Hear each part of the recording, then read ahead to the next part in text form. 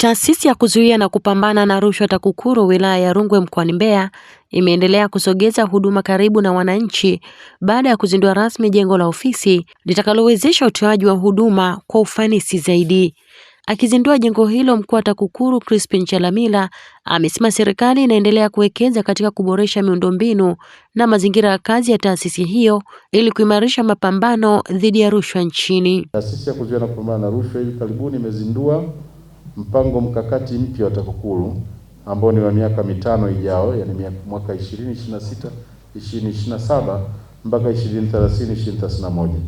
Mpango mkakati huu ambao utakuwa ni wa sita katika historia ya uanzishwaji wa TAKUKURU umeanza kutumika rasmi Julai mosi mwaka 2026. Pamoja na mambo mengine, mpango mkakati huu unalenga kutuwezesha kuyafikia malengo yetu ya kuwa na Tanzania isiyo na rushwa, lakini pia kutuwezesha kuyafikia malengo ya dira ya taifa ya maendeleo ya mwaka 2050 inayolenga kujenga taifa jumuishi na lenye ustawi, la haki na linalojitegemea. Nitumia hadhira hii kutoa rai kwa wadau wote kuendelea kushirikiana na TAKUKURU ili kwa pamoja tuhakikishe kuwa tunaidhibiti rushwa na hatimaye tunakuwa na Tanzania isiyo na rushwa. Vilevile TAKUKURU imefanikiwa kuchopeka somo la historia na maadili katika mitaala ya shule za msingi, sekondari pamoja na vyuo vya kati nchini. Jitihada zinaendelea ili katika vyuo vikuu vyote nchini pia tupatiwe somo kama hili la historia na maadili. Na hii niwaeleze tu ndugu wageni waalikwa, tayari tumeshakutana na kufanya mazungumzo na wakuu wote wa vyuo vikuu vilivyopo nchini kwetu, na tumewaachia, bado wanaendelea kuchakata ile pendekezo letu. Tumefanya wasilisho ili kwamba tuingize kwenye mitaala yao somo la historia na maadili ya taifa letu, ili kwamba siku moja ndoto ya taasisi yetu na nchi kwa ujumla ya kuwa na Tanzania isiyokuwa na rushwa iweze kufikiwa. Mradi wa ujenzi wa jengo la ofisi ya TAKUKURU wilaya ya Rungwe ulitekelezwa kwa kutumia bajeti ya mwaka wa fedha 2024-2025 ambapo mradi ulitengewa kiasi cha shilingi milioni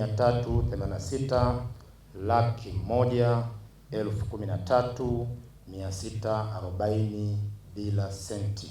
Utekelezaji wa mradi huu ulifanyika kwa kuzingatia matakwa ya sheria za nchi yetu ikiwemo sheria ya manunuzi pamoja na kanuni zake.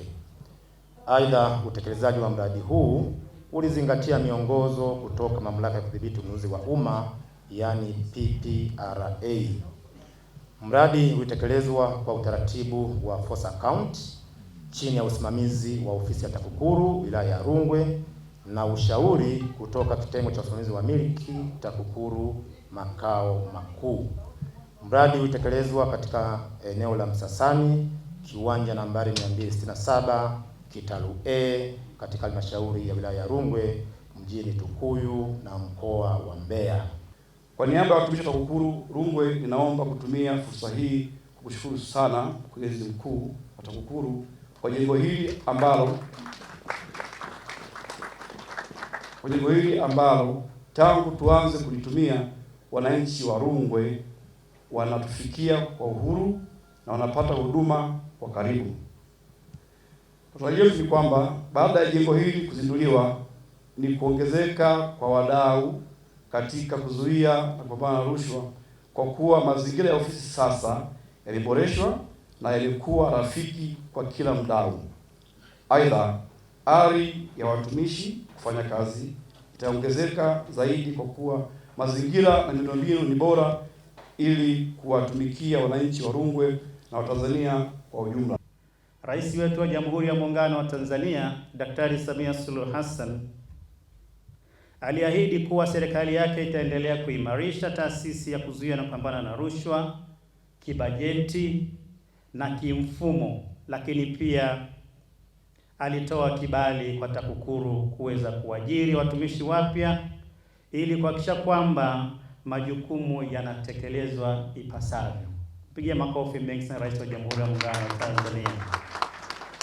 Amesema na ametekeleza, na tunaona jengo leo tukienda kulizindua hapa Rungwe. Tunapokea jengo hili kwa furaha na tunaliona kama chombo muhimu cha kuhakikisha uwazi, uwajibikaji na haki katika utoaji wa huduma kwa wananchi.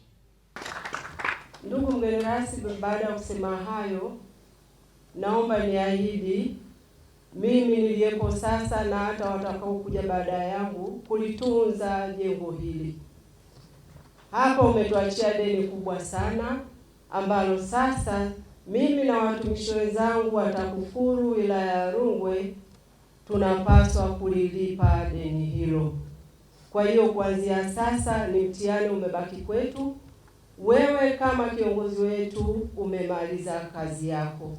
Usisahau kusubscribe, kulike na kucomment kwenye channel yetu ili wa kwanza kupata habari zetu. Jina langu ni Elizabeth Nyivambe, JN Media.